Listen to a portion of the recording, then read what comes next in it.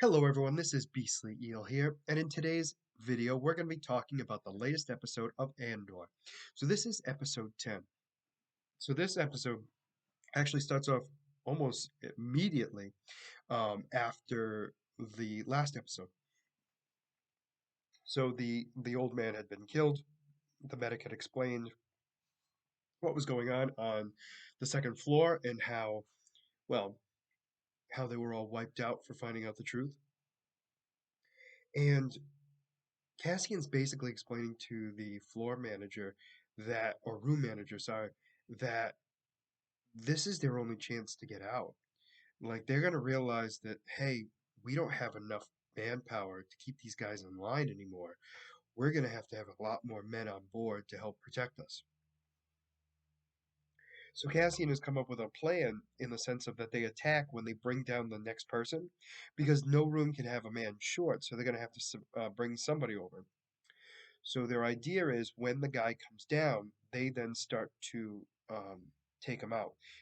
Not the men, but the guards, and then try to escape. So what happens here is the manager basically tells everyone on the floor that they have to act normal until they get um, until the time is right. So what happens is they start going through this, and they go through the day very similar to how they would normally do it. So there's really not a huge difference, right? So they continue to do what they need to do. And as this goes on, we see that all the men are starting to get a little nervous because there's not a new person coming in right away. And so they're starting to get a little worried of what's going to happen next. So there's a little bit of a break and everything else. As this is going on, Cassian's in the bathroom trying to break the water pipe. And this time, he actually succeeds. So once he breaks the pipe, he comes out, and this is when they start to bring down the next prisoner. During this time, they then begin to attack. A huge fight breaks out. A lot of the prisoners get killed, but so do the guards. So the men that remained climb up, get out, and start releasing all the other prisoners and helping them escape.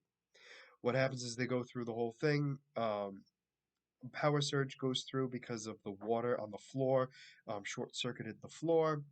On their floor, which was floor five, the floor supervisor and Cassian had to go all the way to the eighth floor to shut down the power to all the floors, so that way they all could escape without any concern.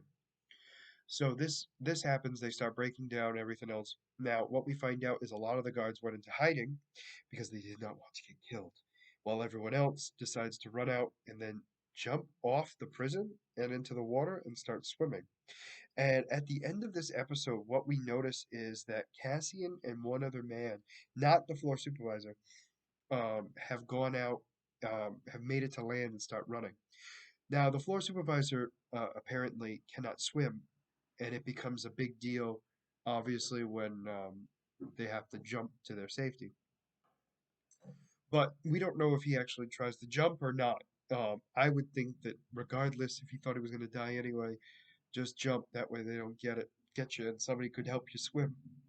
But it's unclear on that piece anyway.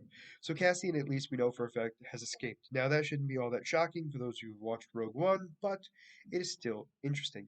What we see in this, though, in this particular part or story arc of the episode, is Cassian has made it full on rebellion. Um, we see him more on the other side, ready to go, and proving his point on the fact that, you know what, um, we are 100% the rebellion, and the Empire has become too much, which I definitely find interesting.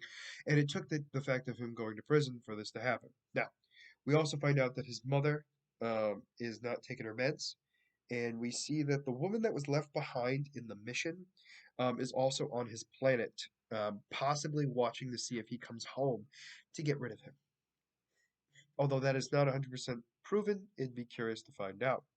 Now, although this is going on, the Empire is trying to figure out how they're going to deal with the ship, the rebel ship that they have found. So what they have done is the Empire has decided to make it look like an accident and make it look like the pilot had died by accidental causes, and it's been floating around. So they make the decision that they're going to have to figure out how they're going to get the ship because they don't want to make it obvious to the rebellion that they're looking into this. So what they do is the plan is to investigate the ship because it is a unknown ship and it was found floating through space and there seemed to have been some sort of accident. So this would not be out of the realm of what the Empire would be doing anyway. So this is where they come in. What we find out in this, though, is that one of the supervisors is actually working um, for the guy that hired Cassian, which I find very interesting, because mostly for the fact that he was um, oh, he's just not something I was thinking of as being behind this already. So um, we find out that um, he was doing this and all this stuff, and we, sorry, lost my train of thought for a second. Anyway, and we find out that he was behind a lot of this to begin with, and that he's got spies inside the Empire, which is not all that surprising for those of us who have watched Rebels. But I think it was surprising that he has one so high up so early into the rebellion. But then again, he's been doing it for years, and this guy wasn't always on top. So, because of the intel that he provided for this guy, he's moved up significantly in ranks. But also the information that this guy is given has also helped the rebellion as well. So it's been kind of a give and take. Well, they call this meeting together, and the guy basically wants out, and the guy who hired Cassian's basically like, nope, not gonna happen. I've done too much and sacrificed so much to have you just walk away. And he goes, if you want a future for your daughter that you just had, I promise you're gonna keep doing this. And this is when he kind of questions what have you sacrificed. And this is when we find out that he's pretty much sacrificed everything. He sacrificed his life, his peace, everything for the fact that hopefully one day the Empire will no longer exist. And that is his goal. Even if it's not during his time, it will be done. And I find that very interesting. So we're definitely seeing more of a solidified rebellion. Now, not to the extent that we see later on in the series, is in the I'm sorry, in this the universe of Star Wars. But we definitely are starting to see a build towards that. And the building blocks are there and they're definitely starting to be put together. What we also have is the senator who's been funding everything, meeting with the banker who, now she's meeting her actual banker, and then the banker who messes up the funds by accident so he can make sure that the money goes where it needs to go. And apparently she wants to pay him, and he says no. He wants his son to meet her daughter, and she is not happy. So she's basically saying that's not going to happen at all. And he's like, well, think about it. She goes, I will do no such thing. And he looks at her and he goes, because she's been talking this entire time, he looks at her and goes, that's the one lie you've told me this entire time we've been together. And I know you're thinking about it. And then he leaves. So the idea is the only way for her to make sure that the Empire doesn't know what's going on is to pretty much marry her daughter to some kid who she's not a fan of the family to begin with, just for the sheer fact that he wants to be part of the power. And I just find that very interesting, and it's going to be a sacrifice she's going to have to make, or else something else is going to happen. So we'll see what happens. There are 2 episodes left. One coming out on Wednesday, which is, I believe, tomorrow. Yes, tomorrow. And I'm definitely curious to see where it's going to go.